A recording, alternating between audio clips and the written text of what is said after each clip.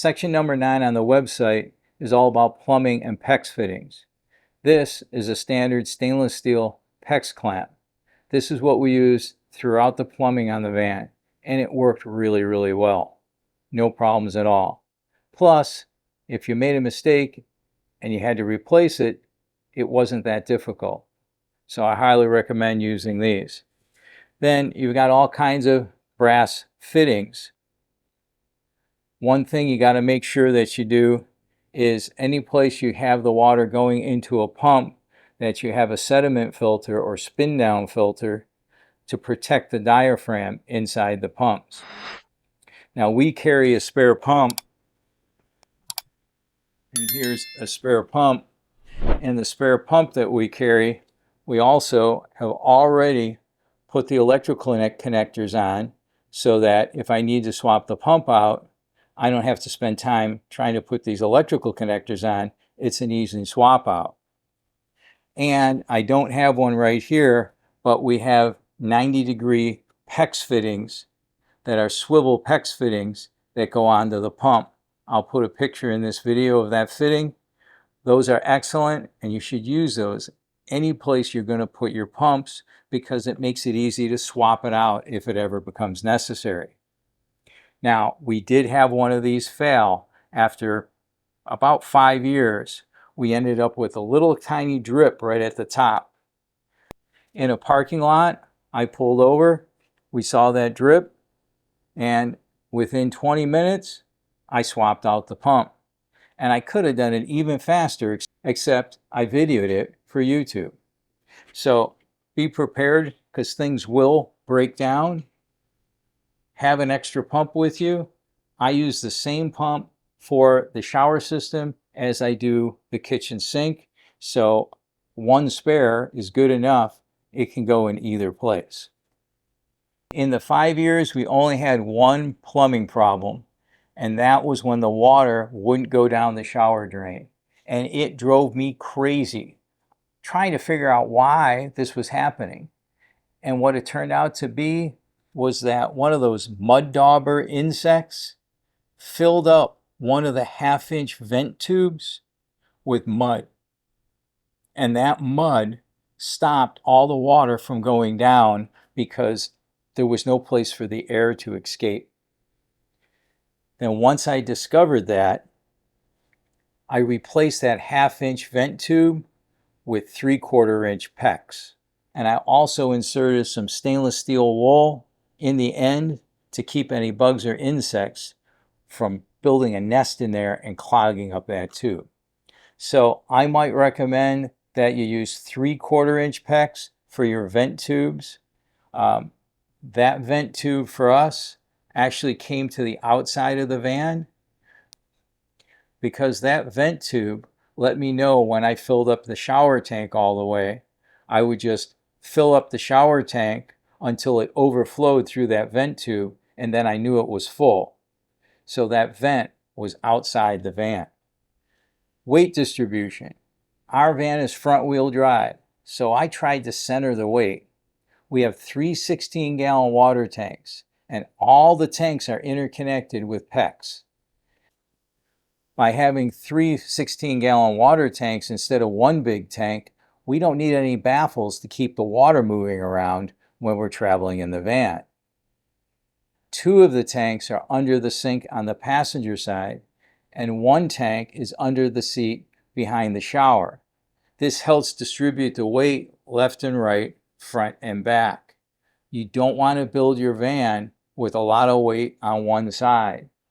You don't want to build your van and have it become top heavy. It's really important because it can ruin your stability when driving, and you might not find this out until you're on a slippery road and all of a sudden you tap the brakes and the van starts to slide off into one angle or another. And that is another point to make, that after you built your van and it's all complete and it's got everything in it, take it out on the road where there's nobody and slam on the brakes so that you know how it's going to react if that ever actually happens.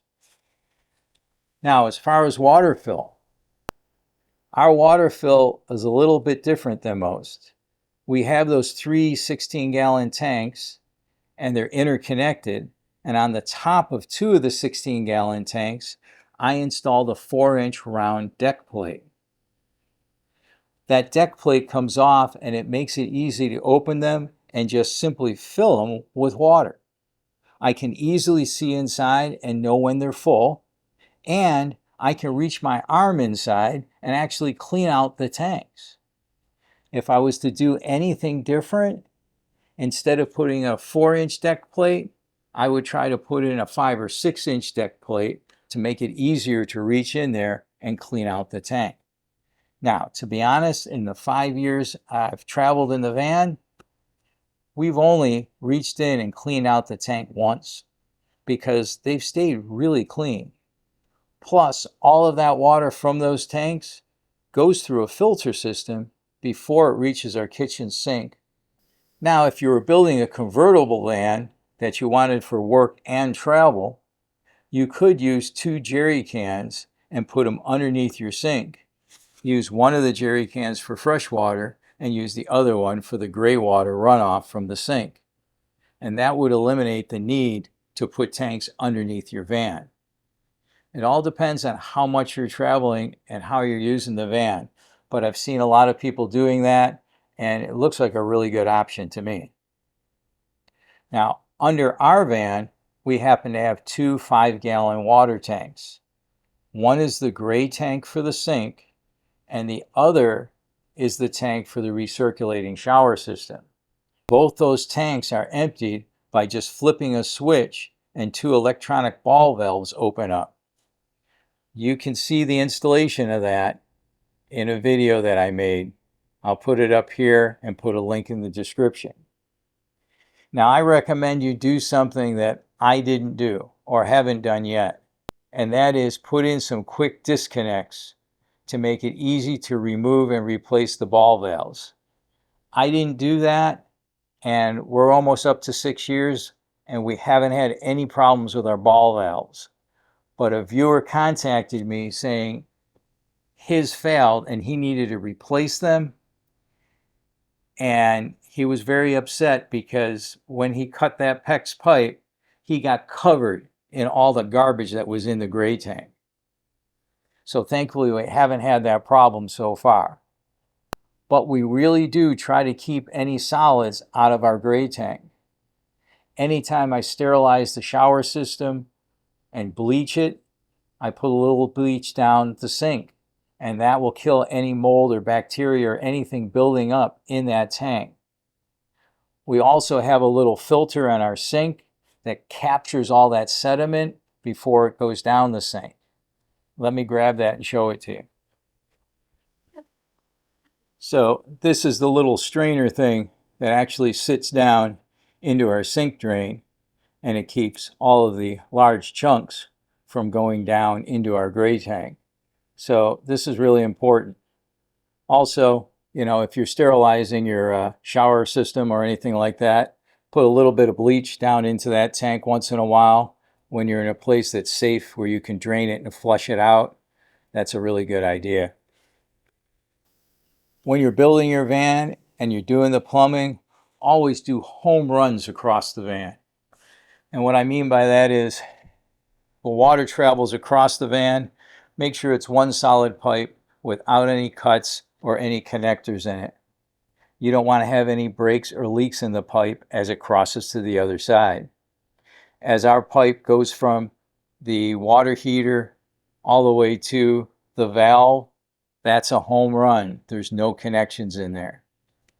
Also, don't put PEX pipe under your floor. I see professional van builders doing this, and it really just makes me mad. This is a bad idea. First off, that water is going to change temperature.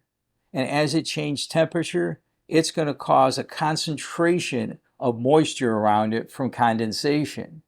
And it's going to pool around that pipe. And when there's moisture, there's the possibility of mold growth. And mold is a major problem, especially because your van is sealed up most of the time. You don't want that mold growth. Also, if you get a leak, even a pinhole leak under the floor, it's going to be a long time before you may even realize it's there. Then you'll need to tear apart the floor and the entire van. It's just a bad idea. Now, our water goes across our van. Ours goes across the van right where the sliding doors are for our garage area. So from where you sit, and then all of a sudden the bed's right there, down at the bottom where our sliding doors are, there's a little U-shaped piece of wood, and underneath there are the two PEX pipes that go to the other side. So we have those up on top and just covered with a wood panel, so they're easy to get to and replace. And those PEX pipes are right on top of the black plastic floor. So if anything leaks there, it's not going to go into the floor. It would end up sitting right on top of that black plastic, and we would notice it pretty quickly. So those are my opinions and ideas about running your plumbing and doing your PEX piping. If you have any questions or comments, you can contact me through the website.